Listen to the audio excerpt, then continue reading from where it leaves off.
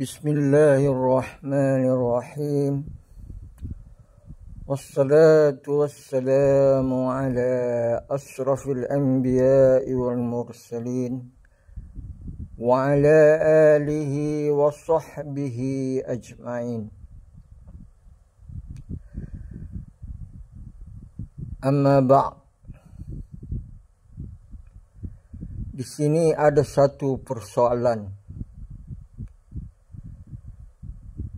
Mengapakah Menteri Besar Terengganu tidak dibenarkan bercakap melalui media beliau? Semua kegiatan dan kenyataan beliau cuba disekat.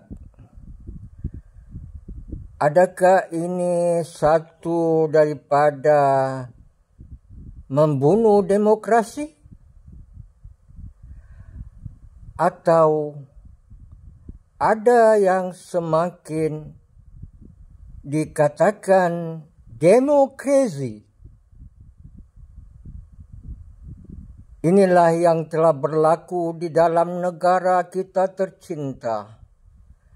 Di bawah sejarah bangsa merdeka, Malaysia. Mengapa ini terjadi? Tanyakan diri Anda sendiri.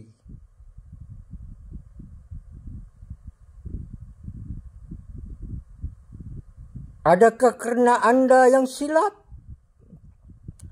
Atau pemimpin Anda yang Anda lantik menggunakan kekuasaan untuk kepentingan pribadi, tapi bukan untuk kepentingan rakyat jelata yang ada di muka bumi ini?